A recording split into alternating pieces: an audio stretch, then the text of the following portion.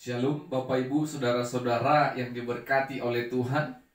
Selamat hari Minggu bagi kita semua. Sebelum kita mendengarkan dan merenungkan kebenaran firman Tuhan, mari kita satukan hati kita bersatu di dalam doa. Terpuji namamu ya Tuhan yang tetap memelihara dan memberkati kehidupan kami. Kami memuji, memuliakan dan mengagungkan nama Tuhan. Kami bersyukur Tuhan kembali berikan kami kesempatan untuk belajar dari kebenaran firman Tuhan yang akan memberikan kami pertolongan, yang akan menguatkan dan menuntun kami dalam kehidupan kami. Berkati kami dengan kuasa roh-Mu ya Tuhan. Dalam nama Yesus kami berdoa dan mengucap syukur kepada Tuhan. Amin. Saudara-saudara, Bapak Ibu yang diberkati oleh Tuhan, firman Tuhan yang mau kita dengarkan pada minggu ini dari Mazmur pasal 17 ayat pertama sampai ayatnya yang ke-6. Mazmur pasal 17 ayat pertama sampai ayatnya yang ke-6. Kami akan membacakan firman Tuhan bagi kita. Demikianlah firman-Nya. Dengarkanlah Tuhan perkara yang benar, perhatikanlah seruanku. Berilah telinga akan doaku dari bibir yang tidak menipu. Daripadamulah kiranya datang penghakiman. Matamu kiranya melihat apa yang benar. Bila engkau menguji hatiku, memeriksanya pada waktu malam dan menyelidiki aku, maka engkau tidak akan menemui sesuatu kejahatan. Mulutku tidak terlanjur tentang perbuatan manusia sesuai dengan firman yang engkau ucapkan. Aku telah menjaga diriku terhadap jalan orang-orang yang melakukan kekerasan. Langkahku tetap mengikuti jejakmu, kakiku tidak goyang. Aku berseru kepadamu karena engkau menjawab aku, ya Allah. Sedengkanlah telingamu kepadaku, dengarkanlah perkataanku. Amin. Tema firman Tuhan bagi kita pada minggu ini, orang benar berseru, Tuhan menjawab. Orang benar berseru, Tuhan menjawab. Saudara-saudara, Bapak Ibu yang diberkati oleh Tuhan, mungkin kita pernah menjadi korban dari omongan orang lain. Apa yang kita lakukan dan kerjakan tidak sesuai dengan perbincangan atau percakapan orang yang ada di luar kita. Tetapi Bapak Ibu Saudara-saudara, ketika kita mendengarkan hal itu, perasaan atau hati ini kecewa. Kita mengatakan itu tidak benar, yang benar adalah ini sesuai dengan kenyataan yang kita lakukan dan kerja. Tetapi Bapak Ibu, isu semakin menyebar, hal yang tidak benarlah diungkapkan ke permukaan.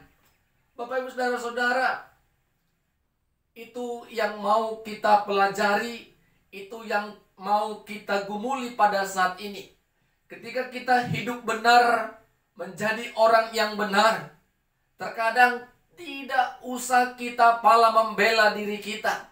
Biarlah waktu yang menjawab apakah yang kita lakukan dan kerjakan adalah benar. Walaupun orang berkata yang tidak benar, walaupun orang berkata semena-mena, hal yang benar kita lakukan diputarbalikkan agar mereka mencoba menjatuhkan kita. Ketika kita terus membawa perasaan dengan emosi kita, aku benar, Bapak Ibu Saudara-saudara, kita punya Tuhan seperti yang mau kita dengarkan dan pelajari pada saat ini. Firman Tuhan yang kita dengarkan tadi adalah sebuah doa Raja Daud. Daud berdoa kepada Tuhan sebagai orang yang hidup benar di mata Tuhan. Daud datang berseru kepada Tuhan. Daud adalah pribadi yang takut akan Tuhan. Daud adalah pribadi yang melakukan kebenaran firman Tuhan, yang mengikuti jejak Tuhan, yang mendengarkan perkataan Tuhan, sehingga dia berani berseru kepada Tuhan, Tuhan, dengarkanlah perkataanku, dengarkanlah seruanku. Engkau dapat menyelidiki hatiku. Pada malam hari engkau dapat melihat aku. Apakah aku bercelah atau tidak? Daud mau mengatakan, Bapak Ibu Saudara-saudara, sebelum dia datang kepada Tuhan, dia mau katakan, dia mau jamin kalau dirinya hidup benar di mata Tuhan. Ketika Daud hidup benar di mata Tuhan, Bapak Ibu Saudara-saudara, maka Tuhan akan mendengarkan, Tuhan akan menjawab setiap seruan yang dikumandangkan ataupun yang diserukan oleh Raja Daud. Bapak Ibu Saudara-saudara yang diberkati Tuhan, Daud berani tampil dalam doanya kepada Tuhan. Tuhan, selidiki hatiku. Terlihat jelas Bapak Ibu, di dalam diri Daud tidak ada kemunafikan dan kebohongan. Daud jujur di hadapan Tuhan. Tuhan dapat menyelidiki hatiku dan melihat aku. Betapa Daud hidup jujur dan benar di mata Tuhan. Ketika Daud, Bapak Ibu Saudara-saudara, datang kepada Tuhan melalui doanya, dia berharap Tuhan mendengarkan seruan dan perkataannya. Tuhan, sendengkanlah telingamu dan dengarkanlah perkataanku. Itu permohonan Daud. Dan Daud percaya, Bapak Ibu Saudara-saudara, ketika Daud meminta perlindungan dan pertolongan dari musuh-musuh, dia mendapatkan penyertaan dan perlindungan yang daripada Tuhan. Itu keyakinan Daud. Karena Daud hidup benar di hadapan Tuhan. Bapak Ibu Saudara-saudara, ini yang kami katakan tadi. Bagaimana dengan kita? Apakah kita sudah hidup benar di mata Tuhan? Apakah kita sudah menjadi orang yang benar? Orang yang benar adalah orang yang melakukan hal-hal yang berkenan di hadapan Tuhan. Orang yang benar adalah orang yang hidup dalam persekutuan. Orang-orang yang benar adalah orang-orang yang melakukan kehendak Allah. Orang yang benar adalah orang yang mengasihi Allah dan mengasihi sesama. Bapak Ibu Saudara-saudara, sering terjadi kebenaran diputarbalikkan menjadi sebuah ketidakbenaran. Tetapi Bapak Ibu Saudara-saudara, firman Tuhan pada saat ini memberikan kita kekuatan dan keyakinan. Tidak usah kita berperkara, tidak usah kita pala membela perkara kita itu. Kalau kita memang benar di hadapan Tuhan, Tuhan tetap menolong, Tuhan tetap memberikan kita kekuatan dan jalan keluar. Biarlah waktu semua yang menjawab kebenaran-kebenaran yang kita lakukan, Bapak Ibu Saudara-saudara. Jangan kita merasa kita dicurangi, kita merasa dipecundangi, kita merasa dibohongi. Karena apa yang kita katakan benar bisa diputarbalikkan oleh orang-orang yang tidak senang akan kebenaran yang kita lakukan. Bapak Ibu Saudara-saudara, apa yang mau kita renungkan? Kita belajar ketika kita menjadi hidup orang benar, yang kita kerjakan adalah benar. Tuhan sendiri yang menjadi pembela dan penolong kita. Tuhan akan bertindak karena hidup kita benar. Ingat Bapak Ibu Saudara-saudara, jika kita hidup benar, tidak usah kita terbawa emosi, terbawa suasana perasaan. Kalau kita memang benar, waktu semua akan menjawab. Hidup kita benar dan Tuhan bertindak, Bapak Ibu. Tuhan yang menjadi penolong dan pembela atas perkara yang sedang kita alami. Jadi Bapak Ibu Saudara-saudara, orang benar berseru, Tuhan menjawab. Ini adalah iman kita. Apakah kita sudah hidup menjadi orang benar? Kalau Tuhan belum menjawab seruan dan perkataan kita Bapak Ibu, berarti kita bisa mengoreksi diri kita. Sudahkah aku hidup benar? Sudahkah aku benar di mata Tuhan? Apakah kebenaranku hanya kebenaran pribadi dan kedaginganku sendiri, bukan kebenaran menurut Tuhan? Apakah kebenaran menurut orang banyak tetapi belum tentu kebenaran Tuhan? Kita mau belajar terus Bapak Ibu Saudara-saudara, kebenaran yang sesuai dengan kebenaran firman Tuhan. Kebenaran yang sesuai dengan kehendak Tuhan. Seperti yang dikatakan Daud. Daud tetap memegang perkataan dan melakukan perintah Tuhan. Dia tetap hidup dalam kebenaran firman Tuhan. Sehingga dia mau jamin dirinya adalah orang yang benar. Sehingga Tuhan menjawab perkataan setiap doa-doa yang diucapkan oleh Daud. Mari Bapak Ibu Saudara-saudara, hidup benar di mata Tuhan akan mendapatkan sukacita.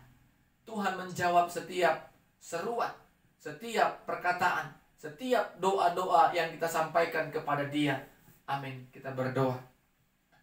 Bapa di sorga, terima kasih ya Tuhan, firman-Mu yang memberikan kami kekuatan pada minggu ini. Kami puji dan muliakan nama Tuhan. Kami bersyukur ketika kami hidup benar di mata Tuhan, maka Tuhan akan menjawab setiap seruan kami. Biarlah iman kami percaya akan hal itu Tuhan. Hidup kami dipimpin oleh Roh-Mu, sehingga kebenaran Tuhanlah yang kami lakukan, dan firman-Mu yang kami pegang teguh. Dalam nama Yesus kami berdoa dan bersyukur. Amin. Shalom. Selamat hari Minggu, Tuhan Yesus memberkati kita semua. Shalom Bapak Ibu Saudara-saudara yang diberkati Tuhan. Selamat hari Minggu bagi kita semua. Kita puji dan muliakan nama Tuhan karena pemeliharaan dan penyertaan-Nya dalam kehidupan kita. Di minggu yang berbahagia ini kita mau bersekutu mendengarkan kebenaran firman Tuhan. Sebelumnya kita bersatu di dalam doa. Segala puji syukur, hormat, kemuliaan kami panjatkan kehadirat-Mu ya Tuhan. Kami puji dan sembah nama-Mu yang tetap memelihara dan memberkati kami. Kami bersyukur napas kehidupan, kesehatan masih Tuhan percayakan. Dan kesempatan demi kesempatan Tuhan berikan kepada kami untuk merenungkan dan mendengarkan firman Tuhan. Ketika firman-Mu akan kami perdengarkan dan dengarkan bersama-sama. Berkati hati dan pikiran kami dengan kuasa Roh-Mu. Dalam nama Yesus kami berdoa dan bersyukur. Amin. Bapak Ibu Saudara-saudara yang diberkati Tuhan, minggu ini kita mau mendengarkan firman Tuhan dari Roma pasal 8. Dimulai ayatnya yang ke-8 sampai 11. Roma pasal 8 ayat 8 sampai 11. Kami akan membacakan firman Tuhan bagi kita, demikianlah firman-Nya. Mereka yang hidup dalam daging tidak mungkin berkenan kepada Allah. Tetapi kamu tidak hidup dalam daging, melainkan dalam roh. Jika memang roh Allah diam di dalam kamu, tetapi jika orang tidak memiliki roh Kristus, ia bukan milik Kristus. Tetapi jika Kristus ada di dalam kamu, maka tubuh memang mati karena dosa, tetapi roh adalah kehidupan oleh karena kebenaran. Dan jika roh Dia yang telah membangkitkan Yesus dari antara orang mati diam di antara kamu, maka Ia yang telah membangkitkan Kristus Yesus di antara orang mati akan menghidupkan juga tubuhmu yang fana itu oleh Roh-Nya yang diam dalam kamu. Amin. Saudara-saudara, Bapak Ibu yang diberkati oleh Tuhan, tema firman Tuhan bagi kita pada minggu ini, hidup dalam roh. Hidup dalam roh. Saudara-saudara, Bapak Ibu, berbicara tentang kehidupan, ada dua hal yang memimpin kehidupan kita. Yang pertama, hidup yang dipimpin oleh keinginan daging. Yang kedua, hidup yang dipimpin oleh keinginan roh. Berbicara tentang kedua hal ini, mungkin kita dapat perhatikan kehidupan kita. Kita dapat introspeksi diri kita. Apakah hidup kita sudah dipimpin oleh roh atau sebaliknya dipimpin oleh keinginan daging kita? Kita mau belajar dari kebenaran firman Tuhan pada minggu ini. Bapak Ibu Saudara-saudara, orang yang hidupnya dipimpin oleh keinginan daging akan melakukan segala pekerjaan, kegiatan dan rutinitasnya dengan memuaskan nafsu dunianya. Yang penting dia happy, yang penting dia senang, dia tidak peduli apakah orang lain susah ataupun menderita atas perbuatan yang dia lakukan dan kerjakan. Karena dia ingin terus memuaskan keinginan dagingnya. Banyak contoh Bapak Ibu Saudara-saudara orang yang dipimpin oleh keinginan daging. Sebagai suami, dia suka-sukanya dalam rumah tangganya. Sebagai istri juga seperti itu. Sebagai orang tua bahkan sebagai anak. Hidup dalam rumah tangga tanpa keteraturan. Sehingga suka-suka keinginan daging, yang penting aku happy. Bapak Ibu Saudara-saudara, banyak kasus lagi yang membuat kita hidup dipimpin oleh keinginan daging. Orang yang hidupnya setiap hari hidup dalam pesta pora, mabuk-mabukan, itu adalah orang yang dipimpin oleh keinginan daging. Orang yang hidupnya menikmati narkotika, bahkan menjadi bandar narkoba, itu yang hidupnya dipimpin oleh keinginan daging. Menghalalkan segala cara untuk memperoleh uang. Orang yang hidup di dalam perzinahan, itu yang dipimpin oleh keinginan daging. Orang yang hidup dalam kekerasan rumah tangga, orang yang hidup menelantarkan anak, istri ataupun suami bahkan keluarga, yang hidup dipimpin oleh keinginan daging, tanpa memikirkan apa dampak dari yang dia lakukan Bapak Ibu Saudara-saudara. Yang penting yang dia kerjakan adalah memuaskan keinginan dagingnya. Bapak Ibu Saudara-saudara yang diberkati Tuhan, orang yang melakukan yang dipimpin oleh keinginan daging, tentu orang-orang tersebut tidak berkenan di hadapan Tuhan. Orang-orang yang dipimpin oleh keinginan daging adalah orang-orang yang tidak berkenan di mata Tuhan. Orang-orang yang jauh pastinya dari kebenaran firman Tuhan. Orang-orang yang tidak mengenal Tuhan. Orang-orang yang tidak mengenal kasih Tuhan. Bapak Ibu Saudara-saudara, keinginan daging mendapatkan upah, yaitu maut. Tetapi Bapak Ibu Saudara-saudara, banyak orang yang tidak menyadari apa yang dia lakukan itu sudah benar di mata Tuhan atau tidak. Karena yang lebih berkuasa atas hidupnya adalah keinginan-keinginan dagingnya. Saudara-saudara yang diberkati oleh Tuhan, keinginan daging adalah maut. Ketika kita hidup dalam kedagingan kita, maka kita dipimpin untuk menuju maut. Ketika kita hidup dalam kedagingan, maka kita dipimpin untuk kepada dosa, terjerumus kepada dosa, yaitu maut. Jadi Bapak Ibu Saudara-saudara, orang yang tidak dapat menguasai dirinya dengan kemewahan dunia ini akan terjerumus yang namanya maut. Yang terjerumus yang namanya dosa. Kalau keinginan daging yang terus kita kerjakan. Sebaliknya Bapak Ibu Saudara-saudara, keinginan roh adalah hidup dan damai sejahtera. Ini yang dikatakan Rasul Paulus. Orang yang hidup di dalam roh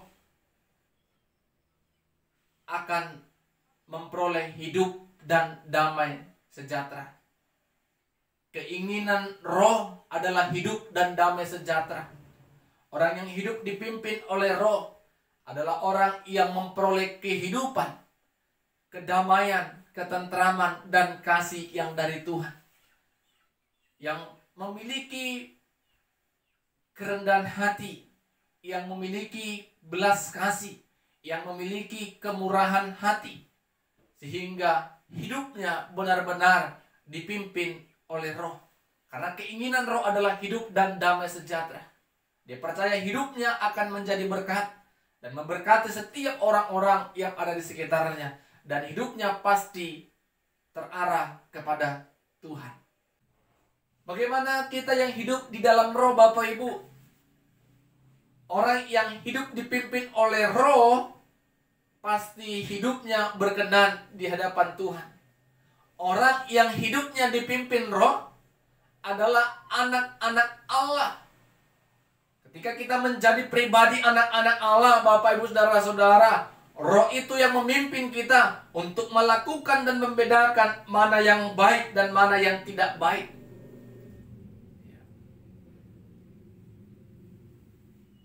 Ketika kita hidup dalam roh, maka ada hidup dan damai sejahtera. Ketika roh Tuhan ada dalam diri kita, Bapak Ibu Saudara-saudara, maka kehidupan, damai sejahtera, ketentraman, kenyamanan, kasih ada dalam kehidupan kita.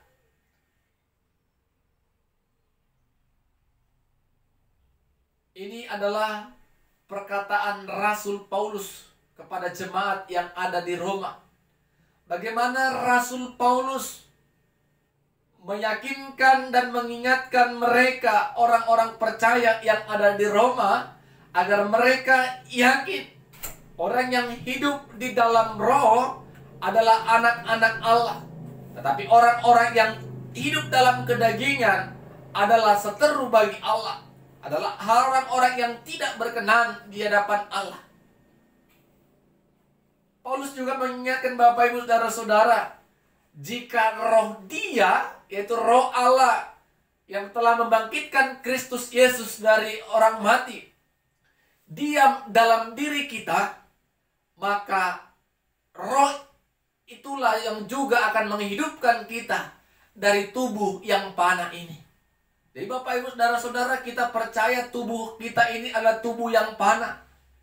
Ketika roh Allah ada dalam diri kita, Bapak Ibu Saudara-saudara, roh Allah itu yang menghidupkan tubuh yang panah ini untuk melakukan pekerjaan-pekerjaan yang mulia, pekerjaan-pekerjaan yang berkenan di hadapan Tuhan. Bapak Ibu Saudara-saudara yang diberkati Tuhan, hidup dalam roh, hidup dalam daging, dua hal perbedaan yang dapat kita lihat. Orang yang hidup dalam roh, hidup dalam kesabaran, hidup dalam kerendahan hati, hidup dalam kasih. Sebaliknya, orang yang hidup dalam kedagingan, hidup dalam kesuka-sukaan, hidup dalam emosionalnya, hidup dalam kekerasan, hidup dalam egonya. Bagaimana dengan kita, Bapak Ibu Saudara-saudara? Apakah kita hidup dipimpin oleh roh? Ketika roh Allah ada dalam diri kita, Bapak Ibu, maka roh kita bersama dengan roh Allah melakukan pekerjaan-pekerjaan yang mulia, pekerjaan-pekerjaan yang berkenan di hadapan Tuhan. Bukan lagi keinginan daging kita yang terpuaskan, tetapi bagaimana Allah mau berkarya dalam diri kita untuk melakukan dan melaksanakan segala visi misi Allah dalam setiap kehidupan kita. Mari Bapak Ibu Saudara-saudara, kita bergumul dan berdoa kepada Tuhan agar Tuhan berbelas kasih, agar rohnya ada dalam diri kita. Rohnya yang memimpin kita untuk melakukan segala hal yang berkenan di hadapan Tuhan. Amin. Kita berdoa. Terima kasih kami ucapkan kepadamu ya Tuhan, firman-Mu telah kami dengarkan bersama-sama. Ajari kami Tuhan untuk tetap mengandalkan Roh Tuhan. Kiranya Engkau berbelas kasih atas hidup kami. Biarlah Roh-Mu yang kudus tetap tinggal dan diam dalam kami, sehingga kami melakukan apa yang berkenan di hadapan-Mu. Dalam nama Yesus kami berdoa dan bersyukur. Amin. Shalom, Tuhan Yesus memberkati kita semua.